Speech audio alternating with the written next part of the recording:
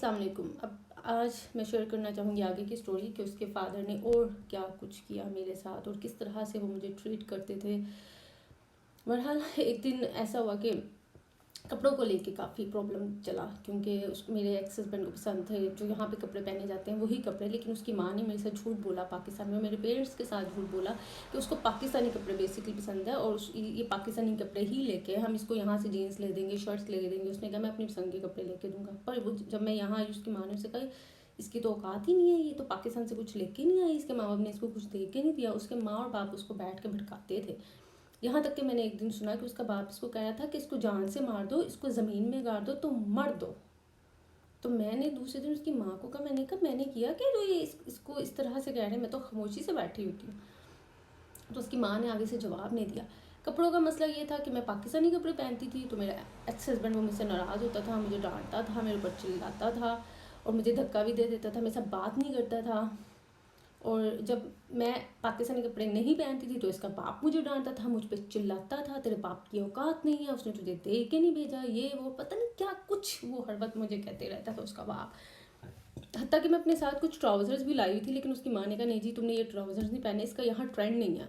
जबकि अब after 2 years मैं देख रही हूँ कि लोगों ने वही ट्राउज़र्स जो उस वक्त मैं पाकिस्तान से लाई हुई थी लोगों ने यूज़ किए हैं, लोग पहन रहे हैं, अभी तक पहन रहे हैं। तो उसकी माँ झूठों का एक पटोला जिसको कहते हैं ना, वो झूठों का पटोला ही कह सकती हूँ मैं उनको। बहरहाल मैंने इसकी माँ को तंग आके कहा, क्योंकि मुझे लगता था कि वो बुरी नहीं हो सकती, लेकिन सबसे बड़ी बुरी औरत वही है। अब जब मैं आइसोलेशन में गई, अब जब मैं अकेली रही हूँ 2 साल और मैं सोचती हूँ तो मुझे समझ आती है कि किस तरह से उस औरत ने घर बर्बाद किया और किस तरह से उसने मेरी पीठ पे वार किए हैं और गलत किया। मैंने उसकी माँ को कहा, मैंने कहा कि माँ जब मैं कपड़े पहनती हूँ पाकिस्तानी तो वो मेरे साथ लड़ता है, वो झगड़ता है, मुझे धक्का देता है, मुझे डांटता है, मेरे ऊपर चिल्लाता है। और जब मैं दूसरे कपड़े पहनती हूँ, उसकी पसंद के कपड़े पहनती हूँ, तब पापा मुझे चिल्लाते हैं, मुझे डांटते हैं, मुझे इस तरह से कहते हैं तेरे बाप की औकात नहीं, जबकि मेरे अब्बू ने उनको क्या कहा है। तो इन दोनों को कहीं बैठ के फैसला कर लेंगे मैंने कपड़े कौन से पहनने हैं, क्योंकि मैं रोज़ रोज़ की बेइज्जती बर्दाश्त नहीं कर सकती। उसके बाद क्या हुआ जी, वो टीवी रूम में था और मैं बैठी हुई थी तो उन्होंने उसको बुलाया, उनका इधर आओ। उसको बुला के बिठाया। उसके बाप ने कहा तुम्हारा मसला क्या है, तुमने इसको कहा है कि ये पाकिस्तानी कपड़े नहीं पहनेगी, क्यों? इसको मैं अपनी पसंद से लेके आया हूँ ना, ये वो पहनेगी जो मैंने कहा है। तुम कौन होते इसको कहने वाले कि ये पाकिस्तानी कपड़े नहीं पहनेगी, ये मुझे चलती फिरती अच्छी नज़र आनी चाहिए, मैंने तुम्हें पहले भी कहा है। तुम्हारा मसला क्या? आज के बाद तुमने इसको नहीं कहना कि ये पाकिस्तानी कपड़े नहीं पहने, ये पहनेगी और जो मैं इसको कह रहा हूँ ये वही करेगी। मैं खुश होना चाहिए हूँ। और मैं उस वक्त बैठी उस बंदे की शक्ल देख रही थी और उस ये दूसरी बार था और उस बंदे ने कोई रिएक्ट नहीं किया। मैं कहती हूँ लानत है ऐसे मर्दों पे जो अपनी बीवियों को अपने बाप से महफूज ना कर सके, अपने बाप की ज़ुबान कंट्रोल ना करवा सके। लानत है उस औरत पे जो वहाँ बैठी हुई थी और उस औरत ने अपने शोहर को ये नहीं कहा कि आप किस किस्म की बातें करें, हमारी बहू है, हमारी बेटी है, आप कैसे ये अल्फाज बोल सकते हैं? क्या क्या चाह क्या रहे थे वो लोग, समझ से बाहर है मेरे। और मैं क्या कहूँ उस गंदी सोच के मालिक इंसान को, जिसकी अपनी एक नहीं उसकी 2 बेटियाँ हैं। इंसान सोचता है कि मेरी 2 बेटियाँ हैं और मैं कर क्या रहा हूँ, और मैं 65, आई थिंक वो बंदा 65-66 का था, मुझे एग्जैक्ट नहीं पता, लेकिन अबव 60 था। रुक के मर जाना चाहिए। बड़े हैं मेरे से, मुझे मेरा शायद कहना ना बने या लोगों को बुरा लगे, लेकिन डूब के मर जाना चाहिए। अगर आप अपनी बहू को ये अल्फाज कह रहे हो, और डूब के मर जाना चाहिए उस मर्द को जो औरत को अपने निकाह में लेके आता है और फिर ये सब कुछ करता है, जिसको ये शर्म नहीं आती कि उसका बाप उसके सामने बैठ के उसकी बीवी के बारे में कि मुझे चलती फिरती अच्छी लगनी चाहिए, मैं इसको लेके आया हूँ, मुझे खुश होना चाहिए इसको देख के। कहाँ उस बंदे के मुंह में अल्फाज ही नहीं थे, उसकी माँ के मुंह में अल्फाज नहीं थे। क्या क्या कहूँ मैं उसको, मेरे पास इस वक्त मुझे समझ नहीं आ रहा कि मैं जब इन बातों को रिपीट करूँ मैं क्या करूँ। और उसके बाद फिर ऐसे ही हुआ कि ये उसको भड़काते थे, वो मेरे साथ बात नहीं करता था। मुझे कमरे से उसकी माँ ने इसको कहा तुमने इसको कमरे में नहीं सुलाना। उसने कहा तुम क्यों उसको, ये सुबह उठ के नहाती है, क्यों नहाती है? उसकी माँ ने मुझे भी एक दिन कहा, उसने कहा तुम रोज़ सुबह उठ के नहा रही हो, तुम्हारा मसला क्या है? तो मैंने कहा मैंने क्या किया, तो मैं सुबह उठ के नहाऊँ ना तो क्या करूँ, खुद ही तो क्या सुबह उठ के भी नहाना है, जिम जाने से पहले नहाना है, जिम से आके नहाना है, रात को सोने से पहले नहाना है, तो मैं नहा रही हूँ तो क्या मसला नहीं, तुम दोनों को रात को कोई काम नहीं है। मैंने कहा मैंने कुछ किया, आप उसको कहीं मुझे क्यों कह रही हैं?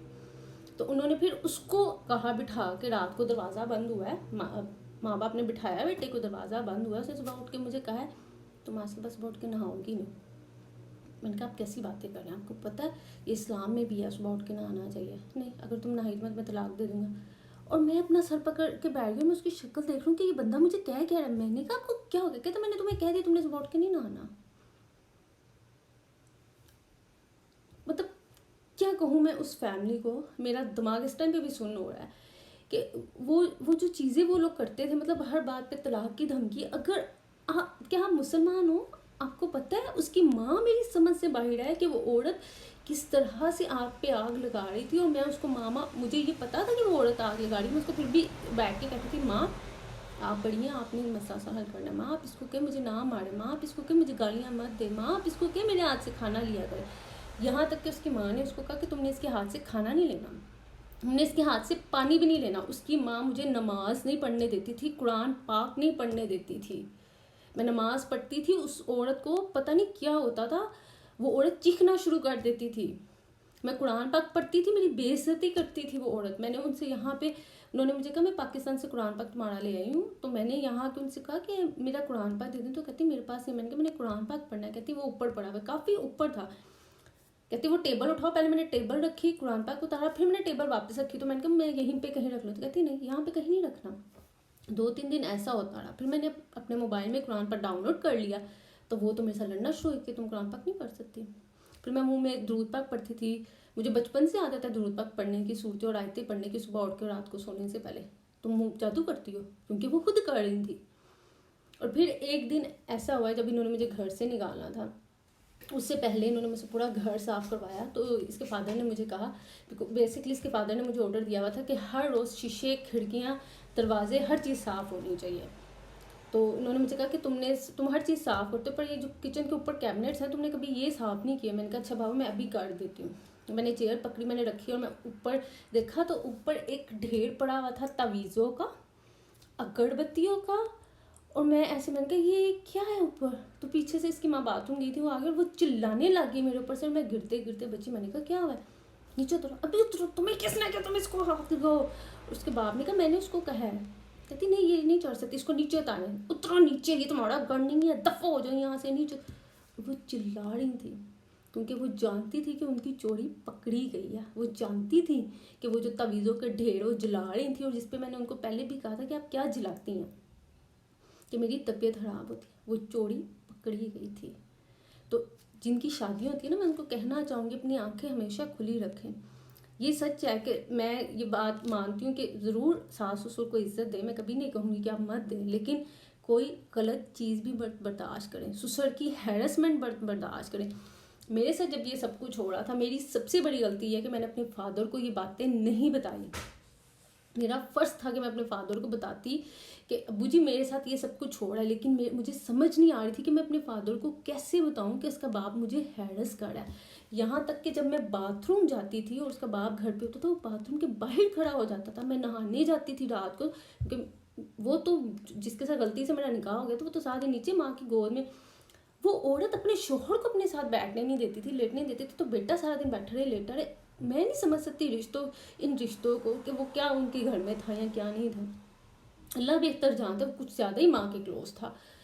वो मतलब बाथरूम गई हूँ, वो बाहर खड़ा हुआ, उसके बाद मैं बाथरूम से निकली और एकदम से ऐसे हो गई कि हुआ क्या।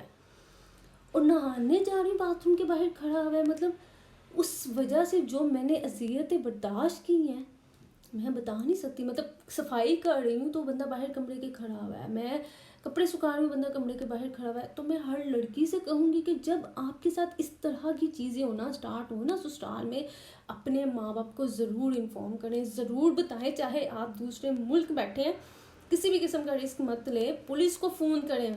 होती है डिवोर्स, होने दें। जो बार बार मुंह से कह रहा है वो दे भी देते हैं ना, तो आज नहीं तो कल हो ही जानी है। लेकिन अपनी इज्जत को, अपने आप को ज़रूर महफूज करें, डरे मत। एक ऐसे मर्द के साथ रहने से बेहतर है जो मर्द हो के भी मर्द नहीं है, उससे बेहतर है कि आप एक अच्छे इंसान की तरफ ध्यान दें, आप एक अच्छा इंसान ढूंढने की तरफ ध्यान दें। और इसके साथ ही मैं चाहूँगी इजाज़त। मुझे कहते हैं समीरा बट, रखिएगा दुआओं में याद, क्योंकि जिस तरह की वीडियोस मैं बना रही हूँ इस पर मुझे बहुत ज़्यादा ज़रूरत है। Thank you so much.